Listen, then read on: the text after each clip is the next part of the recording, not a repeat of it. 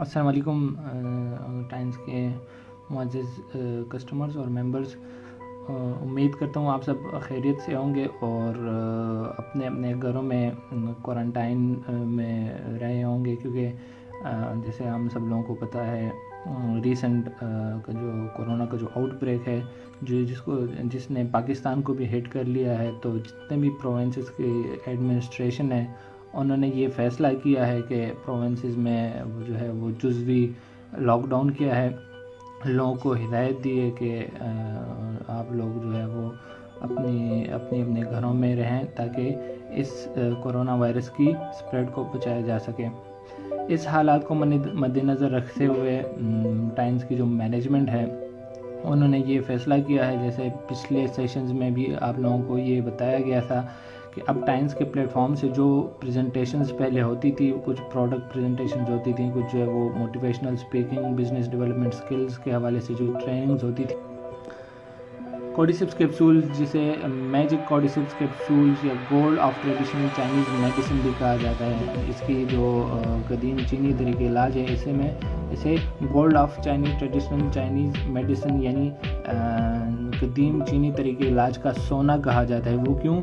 इसकी जो अफादियत है, इसकी जो वास्ट जो इसकी यूजेज है, उसकी बेस पे इसको ये कहा जाता है। आगे हम ये डिस्कस करेंगे कि इसकी क्या क्या अफादियत है और कैसे जो है ये इंसानी जिस्म को मुख्तलिफ फैक्टर्स बेहतर बनाने में मदद देता है। Origin of cordyceps capsule. Origin of cordyceps capsule का मतलब है कि ये जो कॉर्डिसेप्स है, कॉर्डिसेप्स ये बेसिकली एक फंगस है, फंजाई है। इसका ओरिजिन क्या है, कैसे ये बनते हैं? तो ओरिजिन इसका जो है वो एक आर्थ्रोपोड का नाम है, दैट इज थिट्रोडोज आर्मोरिकैनस। आर्मोरिकैनस ये उस कीड़े का नाम है जिसके ऊपर ये फंगस ग्रो करता है। इस फंगस को ग्रो करने के लिए कोई होस्ट चाहिए होता है, इसे कहते हैं पैरासिटिक। वो जो पैरासिटिक फंगस इसे कहते हैं, यानी कि ये इसे रहने के लिए एक होस्ट चाहिए होता है। और वो होस्ट जो है वो जो आपको नज़र आ रहा है, ठीक है, ये बीच में जो लिखा हुआ है थिट्रोडोज आर्मोरिकैनस, उस स्पीशी का नाम है, उस कीड़े का नाम है, उस इंसेक्ट का नाम है जिस पे ये कॉर्डिसेप्स जो है वो ग्रो करता है। तो इस लिहाज से इसका ओरिजिन जो है ये थिट्रोडोज आर्मोरिकैनस बनता है। ये बिलोंग किस फैमिली से करता है? हेपिलिएडी उस फैमिली का नाम है जिससे ये इंसेक्ट बिलोंग करता है। ये होता है इस शक्ल के, जो आपको ये जो लेफ़्ट साइड पे ये बटरफ्लाई शेप्ड इंसेक्ट नज़र आ रहा है, ठीक है, ये बटरफ्लाई नहीं है, ये इसी फैमिली का एक इंसेक्ट है, हेपिलिएडी फैमिली का एक इंसेक्ट है जिसका नाम है थिट्रोडोज आर्मोरिकैनस। ये उस इंसेक्ट का नाम है जिसके ऊपर ये कॉर्डिसेप्स फंगस ग्रो करता है। ग्रो करने के बाद ये जो इंसेक्ट है ये ख़ुद जो है वो किल हो जाता है और इसकी बॉडी जो है वो माइसीलियम, ये आगे हम डिस्कस करेंगे, वो इसके ऊपर ग्रो कर जाती है और इससे इस तरह से हमें ये कॉर्डिसेप्स जो है वो उसके स्पोर्स बनते हैं। फॉर्मेशन अब कैसे ये तैयार होता है, ये जो कॉर्डिसेप्स के कैप्सूल जो हैं ये कैसे हम तैयार करते हैं? तो जैसे हमने पीछे जिक्र किया, थिट्रोडोज आर्मोरिकैनस ये उस इंसेक्ट का नाम है जिसके ऊपर क्या करता है, जो फंगस स्पोर्स है, जो कॉर्डिसेप्स के फंगस है, मैंने जिक्र किया कॉर्डिसेप्स बेसिकली एक फंगस है, फंजाई है, तो ये इसके ऊपर ग्रो करता है। ग्रोथ ऑफ लार्वा और फॉडी ये दोनों मिलकर मतलब वो एक कम्बिनेशन बना देते हैं, ठीक है। आगे वो फंगस उस लार्वे के ऊपर ग्रो करता है। कुछ दिनों बाद जो जाके वो उस लार्वा जो होता है, वो कीड़ा जो होता है, उसकी डेथ वाक़ हो जाती है और फंगल स्ट्रोमा जो होता है, जो कॉर्डिसेप्स का जो स्ट्रोमा होता है वो ग्रो करता है और एंड में हमें क्या हासिल होता है? Cordyceps mycelium. कॉर्डिसेप्स माइसीलियम उस बॉडी का नाम है जिससे हम फर्दर फिर क्या करते हैं? कॉर्डिसेप्स के कैप्सूल्स बनाते हैं। तो इस तरीके से ये पूरा एक लाइफ साइकिल होता है, वो जो है वो उसके थ्रू कॉर्डिसेप्स माइसीलियम बनता है। कैसे बनता है? थिट्रोडोज आर्मोरिकैनस उस इंसेक्ट का नाम है जिसके ऊपर ये कॉर्डिसेप्स जो कॉर्डिसेप्स फंगस है उसके ऊपर ग्रो करता है। ग्रो के बाद जो है वो उस लार्वा, कुछ दिनों बाद उस लार्वा की डेथ वाक़ हो जाती है और वो आगे फंगल स्ट्रोमा ग्रो करता जाता है और एंड में क्या हासिल होता है हमें? Cordyceps mycelium. आगे कॉर्डिसेप्स माइसीलियम, ये कॉर्डिसेप्स के कैप्सूल जो होते हैं वो फिर इस माइसीलियम से बनते हैं। कंपोनेंट एनालिसिस, इनका जो इसके जो केमिकल कंपोनेंट्स होते हैं उनकी एनालिसिस की कि इसमें कौन कौन से केमिकल कंपोनेंट्स पाए जाते हैं।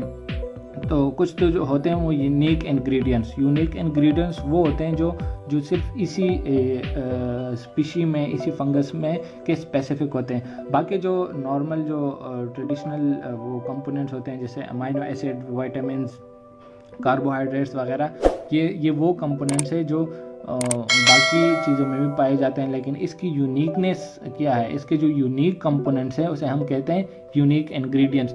वो कौन कौन से हैं? वो हैं कॉर्डिसेपिक एसिड, कॉर्डिसेप्स पॉलीसेकेराइड और कॉर्डिसेपिन। ये वो केमिकल कंस्टिट्यूएंट्स है, केमिकल कंपोनेंट्स है कॉर्डिसेप्स कैप्सूल में जो यूनिक है और जो इसका फंक्शन है वो भी इन यूनिक इंग्रेडिएंट्स की वजह से है। कौन कौन से हैं वो? कॉर्डिसेपिक एसिड, कॉर्डिसेप्स पॉलीसेकेराइड और कॉर्डिसेपिन। ये उन कंपोनेंट्स के नाम है जो इस उस कैप्सूल में पाए जाते हैं। इसके अलावा और भी इसमें कंपोनेंट्स पाए जाते हैं जिस तरह के 20 kinds of amino acid and rich and vitamin. Amino acid होते हैं 20 किस्म के, इसमें अमाइनो एसिड होते हैं। इसके अलावा विटामिन होती हैं, मिनरल्स होती हैं, एर्गोस्टिरोल होता है इसमें। इसके अलावा 6 कार्बन शुगर अल्कोहल्स होते हैं इसमें, ऑल काइंड ऑफ अल्कलाइड्स और बायोलॉजिकल एंजाइम्स। ये वो तमाम चीज़ें हैं जो इस कॉर्डिसेप्स कैप्सूल में पाए जाते हैं। इसके अलावा कॉर्डिसेप्स पॉलीसेकेराइड अबाउट 70%, 7% इसमें कॉर्डिसेप्स पॉलीसेकेराइड होते हैं। प्रोटीन की तादाद जो है, प्रोटीन की कंपोजिशन ऑलमोस्ट 25% है। और इसके अलावा लिपिड जो हैं वो 8.4% इसमें पाए जाते हैं। तो ये है इसकी केमिकल कंपोनेंट एनालिसिस। इसमें जो केमिकल कंस्टिट्यूएंट्स पाए जाते हैं उसकी हमने उसकी जो एनालिसिस परफॉर्म की गई कि कौन कौन से कंपोनेंट्स कितने मिकदार में पाए जाते हैं। तो इसके जो यूनिक इंग्रेडिएंट्स हैं वो हैं कॉर्डिसेपिक एसिड, कॉर्डिसेप्स पॉलीसेकेराइड और कॉर्डिसेपिन। इसके अलावा इसमें 20 काइंड ऑफ अमाइनो एसिड, 20 किस्म के अमाइनो एसिड्स पाए जाते हैं। विटामिन होती हैं, मिनरल्स होती हैं, एर्गोस्टिरोल होता है इसमें। इसके अलावा 6 कार्बन शुगर अल्कोहल्स पाए जाते हैं इसमें। ऑल काइंड्स ऑफ जितने भी किस्म के अल्कलाइड्स होते हैं वो इसमें पाए जाते हैं। और इसके अलावा बायोलॉजिकल एंजाइम्स इसमें पाए जाते हैं। इसके अलावा कॉर्डिसेप्स पॉलीसेकेराइड अबाउट 7% इसमें पॉलीसेकेराइड्स होते हैं। और प्रोटीन्स अबाउट जो प्रोटीन्स की जो परसेंटेज होती है वो 25% होते हैं। और लिपिड्स जो होते हैं 8.4% इसमें लिपिड्स पाए जाते हैं। अच्छा, बाज़ लोगों के ये कमेंट्स आ रहे हैं कि पिक्चर क्लियर नहीं नज़र आ रही, तो हम कोशिश करेंगे। ये इनिशियली टेस्ट सेशन है, आप जितने भी आपकी क्वेरीज़ हैं आप कमेंट्स के सेक्शन में वो हमें उसके बारे में आगाह करते जाएं। हम जो है वो कोशिश करेंगे कि अगली जो प्रेजेंटेशन होंगी उसमें ये प्रॉब्लम सॉल्व हो जाएं। अच्छा, तो नेक्स्ट जो स्लाइड है वो हम डिस्कस करेंगे एनालिसिस ऑफ एफिशिएंट एलिमेंट। अच्छा, जो इसका एफिशिएंट एलिमेंट जो मेन कंपोनेंट होता है उसकी हम एनालिसिस करेंगे कि जो मेन कंपोनेंट है जिसमें मेन केमिकल कंस्टिट्यूएंट पाए जाते हैं वो किस वजह से है। तो मैंने जिक्र किया कि ये 2 कंपोनेंट्स है जो कॉर्डिसेप्स कैप्सूल जिस चीज़ से बनते हैं उसके वो 2 चीज़ों पर मुश्तमिल होता है। एक तो वो होता है फंगल स्ट्रोमा, ये जो आपको नज़र आ रहा है, ठीक है, ये वो फंगल बॉडी है, फंगल स्ट्रोमा इसे कहते हैं। और ये जो नीचे नज़र आ रहा है आपको हाइफल बॉडी, ये वो उस इंसेक्ट की बॉडी है जिसकी फिर बाद में डेथ वाक़या हो जाती है। तो इस पूरे उसको कहते हैं कॉर्डिसेप्स। कॉर्डिसेप्स के 2 कंपोनेंट्स होते हैं, फंगल स्ट्रोमा होता है और hyphal body. With the deepening of the cordyceps capsule study, cordyceps capsule of significant part is determined to be mycelium of its body. और इसका जो सिग्निफिकेंट और मेन कंपोनेंट जो होता है वो ये माइसीलियम होता है। जो फंगल स्ट्रोमा होता है ये इसका मेन कंपोनेंट है। एडिबल मेथड्स, अच्छा किस तरीके से ये हम जो है इसको इस्तेमाल कर सकते हैं। ये बेसिकली जो इसको कहते हैं जो रा फॉर्म में जो कॉर्डिसेप्स होते हैं कि उसके बारे में कहा जाता है। जो टाइम्स ऑफर कर रही है वो बेसिकली कैप्सूल की शक्ल में होते हैं, पाउडर की शक्ल में होते हैं। तो ये जो रा फॉर्म में ये जो आपको नज़र आ रहा है, ठीक है, इस बाउल में ये रा फॉर्म में कॉर्डिसेप्स हैं, ठीक है। तो इसको इस्तेमाल करने के कौन कौन से तरीके हैं, कॉर्डिसेप्स यूज़ टू ब्यूटी, इसको आप जो है वो हम तो खैर हमें इस फॉर्म में नहीं मिला, हमें तो तैयार कैप्सूल्स मिल रहे हैं, लेकिन ये जो रॉ फॉर्म में कॉर्डिसेप्स होते हैं उसके बारे में ज़िक्र कर रहे हैं कि कैसे वो इस्तेमाल, चाइना में लोग उसको कैसे इस्तेमाल कर रहे। तो ट्रेडिशनली इसको चाय के साथ मिला के इसकी चाय बनाई जाती थी बाकायदा, उसको लोग इस्तेमाल करते थे। इसके अलावा grains it and drink with water. अच्छा, इसको ग्रेन करके, इसको क्रश करके, इसका पाउडर बना के जो है वो पानी के साथ लोग इस्तेमाल करते थे। इसके अलावा द कॉर्डिसेप्स वाइन, इसको लोग जो है वो शराब में मिला के वो शराब पीते थे, तो उसके जो कंपोनेंट्स होते थे वो उसमें शामिल हो जाते थे। इसके अलावा स्टीव विद मीटर। अच्छा, इसका एक जुशांदे, इसका अर्क भी बनाया जाता था और फिर लोग उस अर्क को, उस जुशांदे को जो है वो यूज़ करते होते थे। अच्छा, ये प्रोडक्ट, ये जो स्लाइड है, ठीक है, ये हमारे हमसे रिलेटेड इसलिए नहीं है क्योंकि कॉर्डिसेप्स जो हमें मिल रहा है, ठीक है, हमें तैयार कैप्सूल्स मिल रहे हैं। ये वैसे ही आपके नॉलेज के लिए है कि जो ट्रेडिशनल कॉर्डिसेप्स होते हैं जो चाइना में लोग इस्तेमाल करते हैं, उसके इस्तेमाल के तरीके कितने तरीके हैं और कैसे जो है वो उसको लोग इस्तेमाल करते हैं। हमें जो मिल रहा है, टाइम्स जो ऑफ़र कर रहा है, वो तैयार कैप्सूल्स मिलते हैं और हम उन तैयार कैप्सूल्स को जो है वो यूज़ कर सकते हैं। Times cordyceps capsule. अच्छा, यहाँ पे वो बात आ जाती है, is there a way just to eat the most effective part of cordyceps. क्या ऐसा कोई तरीका है कि जिसे हम कॉर्डिसेप्स जो है वो आसान तरीके से हम उसको इस्तेमाल कर सकते हैं? जैसे हमने पिछले स्लाइड्स में जिक्र किया कि आपने जो है वो इस्तेमाल करने के लिए या तो उसकी चाय बनानी होगी, उसको पानी के साथ मिला के पीना होगा, उसकी जो है उसको किसी और सॉल्वेंट में डाल के जो है वो इस्तेमाल करना होगा। तो क्या कोई ऐसा तरीका है जिसे हम आसानी से कॉर्डिसेप्स को इस्तेमाल कर सकते हैं? तो जी बिल्कुल, जो टाइम्स के जो जाते हैं वो सबसे आसान तरीका है। टाइम्स ने क्या किया है कि जो उसके मेन कंपोनेंट्स हैं, उसके जो कॉर्डिसेप्स के मेन कंपोनेंट्स को ग्रेन करके, क्रश करके, उस तरीके वो फिर आगे आएगा बायो सेपरेशन टेक्नोलॉजी को यूटिलाइज़ करते हुए।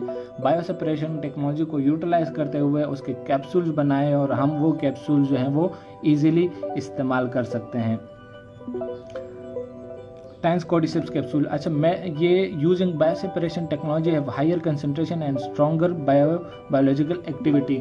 बायो सेपरेशन टेक्नोलॉजी को यूटिलाइज करते हुए हमने क्या किया है, टाइम्स के कैप्सूल्स बनाए हैं और उन कैप्सूल्स को यूज़ करना, यूटिलाइज करना ईजीली है एज़ कम्पेयर टू जो रॉ फॉर्म है उस कॉर्डिसेप्स कैप्सूल का। रॉ फॉर्म उसका क्या है, वो ये जो आपको नज़र आ रहे हैं, ठीक है, जो रूट नुमा शक्ल आपको जो प्रोडक्ट्स नज़र आ रही है कॉर्डिसेप्स हैं। तो इस टाइम्स ने जो है इसको बहुत ही आसान बनाया है, कैप्सूल की शक्ल में इसकी डोजेज फॉर्म बनाई है और वो डोजेज फॉर्म हम यूटिलाइज कर सकते हैं।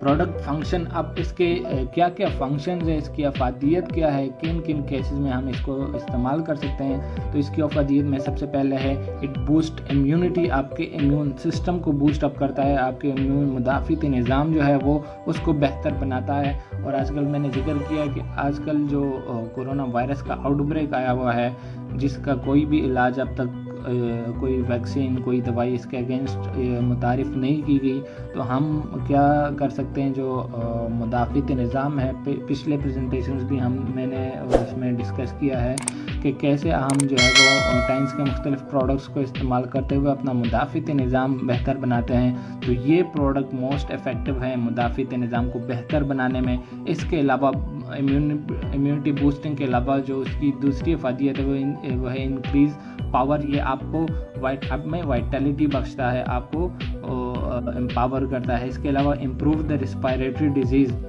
जो फेफड़ों की बीमारी है, जो हम सांस लेने का जो निज़ाम है, तो उससे रिलेटेड जितनी भी बीमारियां हैं उसको ख़त्म करता है, उसको ख़त्म करने में हेल्प करता है। और जो वायरस, जो आजकल कोरोना वायरस की जो बीमारी है, ठीक है, ये भी मैंने जिक्र किया था कि सबसे पहले जो है वो आपके रिस्पायरेटरी सिस्टम को जाके इफ़ेक्ट करती है, आपके लंग्स को इफ़ेक्ट करती है, आपके फेफड़ों को जाके इफ़ेक्ट करती है।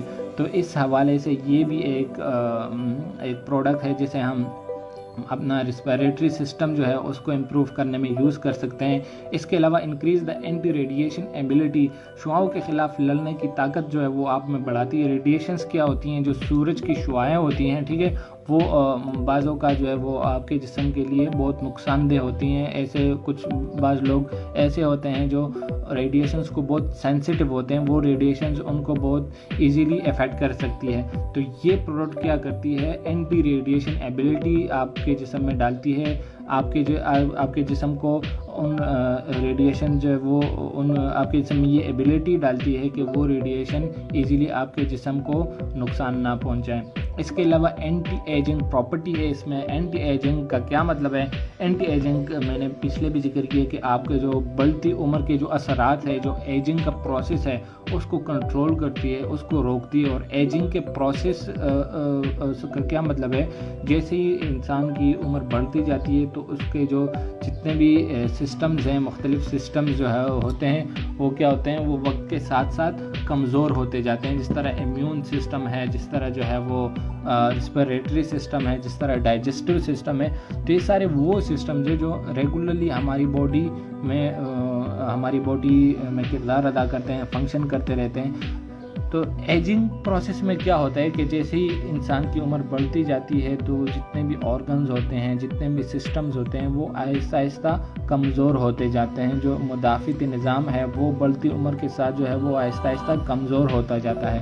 तो इस प्रोडक्ट में क्या एंटी एजिंग एबिलिटी है। एंटी एजिंग एबिलिटी से क्या मुराद है कि आप में जो एजिंग का जो प्रोसेस है, बढ़ती उम्र का जो प्रोसेस है, उसे कमज़ोर करने से रोकता है। तो जो एजिंग का प्रोसेस वो एजिंग का प्रोसेस जब स्लो डाउन होगा तो जितने भी सिस्टम्स आपके जो हैं, जो आर्गन जो है वो कमज़ोर होते जा रहे हैं, तो वो जो है वो कमज़ोर होने से रुकेंगे और बेहतर तरीके से काम करेंगे। इसके अलावा खून में रिकूपरेट ब्लड लिपिड, आपके जो ब्लड में लिपिड का जो लेवल्स है उसको बेहतर करता है। उसमें जो लिपिड लेवल जो ब्लड में पाए जाते हैं उसको बेहतर बनाता है।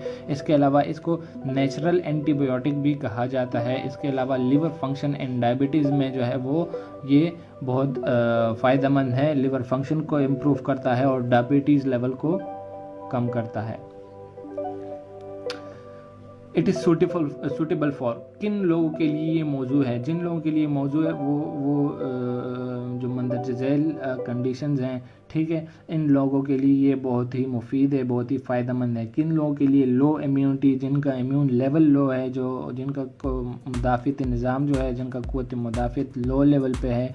मैंने पीछे भी जिक्र किया कि आपका मुदाफ़ित निज़ाम कमज़ोर होगा तो मुख्तलिफ़ बीमारियाँ जो हैं वो ईज़िली हम पे अटैक कर सकती हैं। तो ऐसे जो लोग हैं जो ईज़िली बहुत जल्दी बीमार होते हैं, उनका इम्यून लेवल लो होता है, तो उन लोगों के लिए बहुत ही फ़ायदेमंद है। इसके अलावा स्मोकिंग, सिगरेट नोशी करने वाले हजरात, उनके लिए भी ये बहुत फ़ायदेमंद है। कैसे? क्योंकि सिगरेट हमें पता है कि सबसे पहले जो स्मोकिंग है वो आपके रिस्पिरेटरी सिस्टम, आपके लंग्स को जाके इफ़ेक्ट करती है। तो आपके लंग्स को इफ़ेक्ट करेगी, आपके लंग्स जो है वो आहिस्ता आहिस्ता ख़राब होते जाएंगे। तो हमने जिक्र किया कि ये इस प्रोडक्ट में improve the respiratory disease, respiratory system पे जाके ये प्रोडक्ट इफ़ेक्ट करती है। तो इसी हवाले से कि स्मोकिंग जो लोग करते हैं उनके लिए भी फ़ायदेमंद है, उनके रिस्पिरेटरी सिस्टम को बेहतर बनाता है। अच्छा, इसके अलावा यूजुअली वर्किंग बिजी, जो लोग बहुत ज़्यादा बिजी रहते हैं, जिनकी हेक्टिक रूटीन होती है, तो उसमें क्या होता है कि जब इंसान की रूटीन हेक्टिक होती है, बहुत ही बिजी रहता है, तो उसके जो ऑर्गन्स होते हैं, उसका जो इम्यून लेवल होता है वो आहिस्ता आहिस्ता वीक होता जाता है।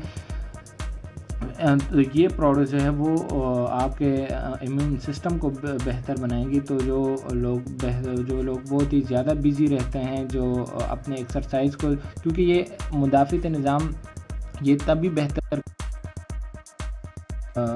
आप हेल्दी लाइफ अगर गुजार रहे हैं, आप अपने हेल्थ को प्रॉपर टाइम दे रहे हैं, आप एक्सरसाइज कर रहे हैं, आप अपने स्ट्रेस लेवल को कम रख रहे हैं, क्योंकि स्ट्रेस लेवल बढ़ने से इम्यून सिस्टम वो जो है वो बहुत ज़्यादा मुतासर होता है। तो ज़ाहिरी बात है जो लोग बहुत ज़्यादा बिजी रहते हैं उनका स्ट्रेस लेवल भी हाई होता है। जब आपका स्ट्रेस लेवल हाई होगा तो आपका मुदाफ़ित निज़ाम कमज़ोर होगा, तो उसको कवर अप करने के लिए ये प्रोडक्ट बहुत ही मुफीद हैं। जो लोग बिज़ी रहते हैं, बहुत ज़्यादा स्ट्रेस लेवल उनका हाई रहता है, तो उनके लिए जो है वो ये प्रोडक्ट बहुत मुफीद है। इसके अलावा पुअर सेक्सुअल फंक्शन, जिनका तौलीदी निज़ाम जो है वो कमज़ोर है, तो उस हवाले से ये प्रोडक्ट बहुत हेल्पफुल है, आपके सेक्सुअल परफॉर्मेंस को बेहतर बनाती है।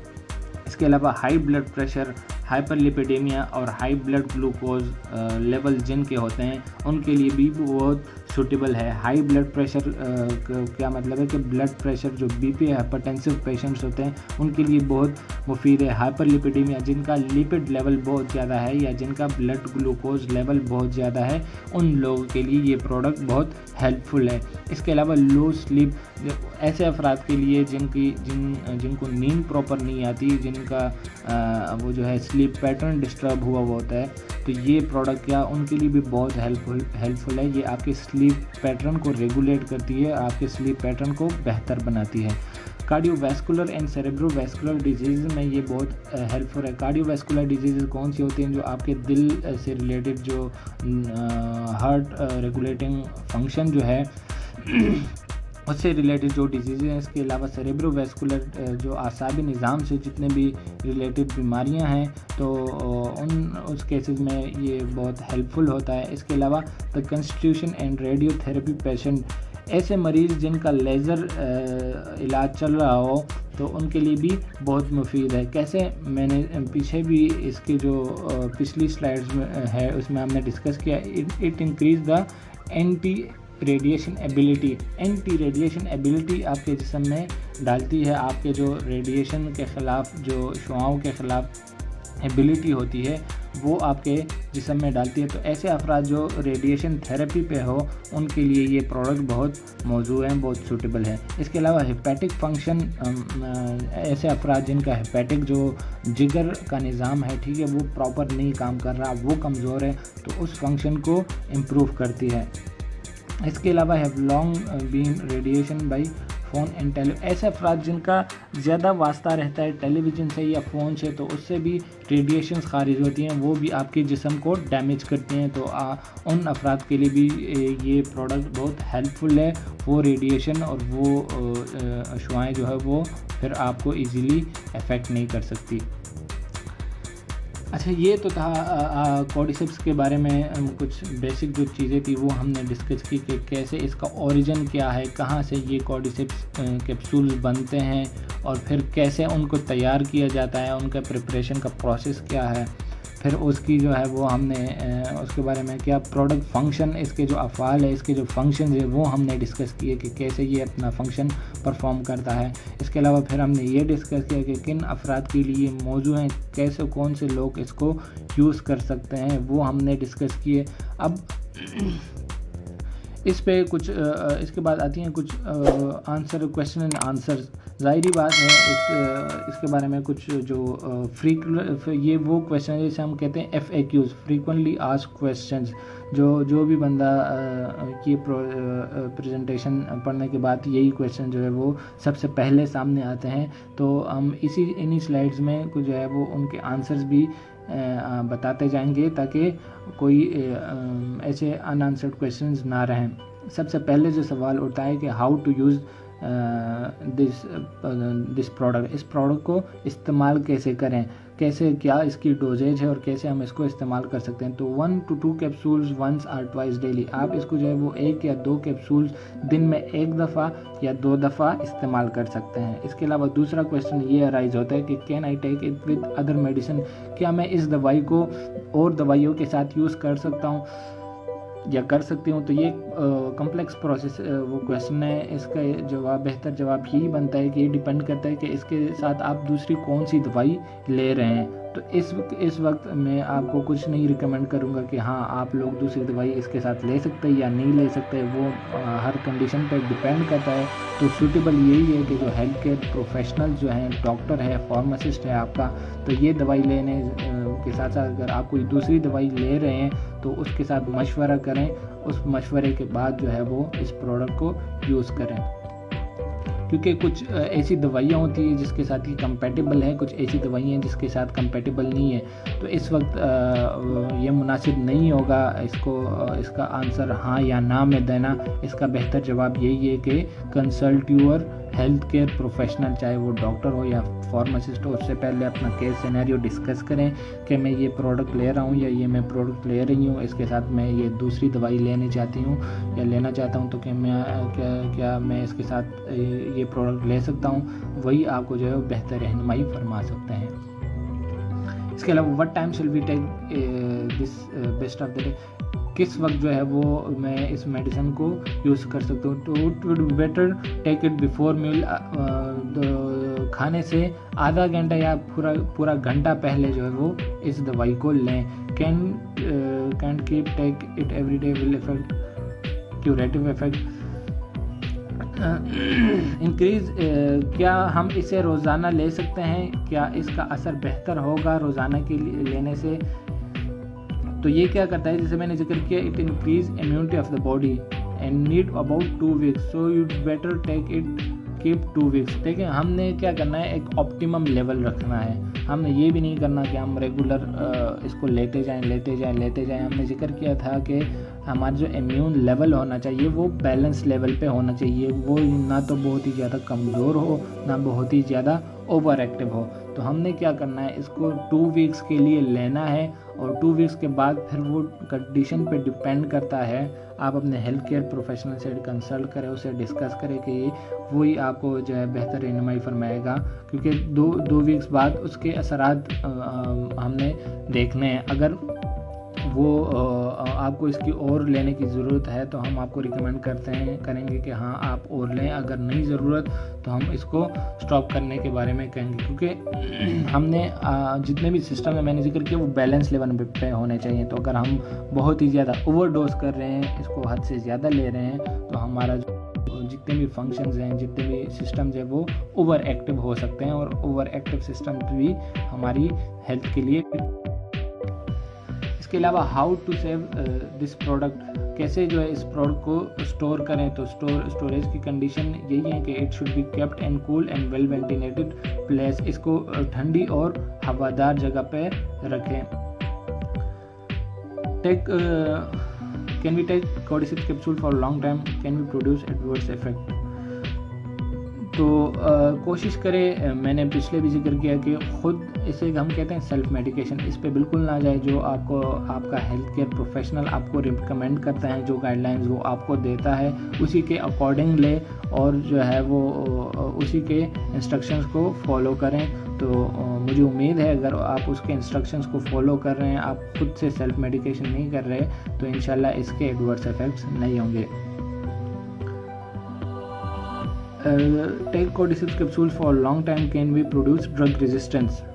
अच्छा, इसमें ये सवाल उठता है कि क्या इसको लॉन्ग टाइम लेने से ड्रग रेजिस्टेंस मुझे हो सकती है। तो ड्रग रेजिस्टेंस मैंने पहले भी जिक्र किया था।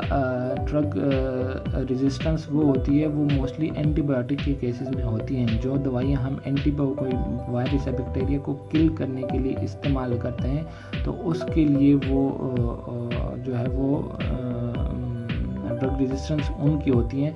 तो ये जनरली आपका इम्यून सिस्टम बेहतर बनाता है। ये ना तो आपके वायरस को किल करता है, ना आपके बैक्टीरिया को किल करता है। ये ओवरऑल क्या करता है, आपके इम्यून सिस्टम को बढ़ाता है। तो इसके ख़िलाफ़ जो है वो एंटीबायोटिक या ड्रग रेजिस्टेंस डेवलप नहीं हो सकती। तो ये थे कुछ जो फ्रीक्वेंटली आस्क्ड क्वेश्चंस थे, उसके हमने आंसर दिए।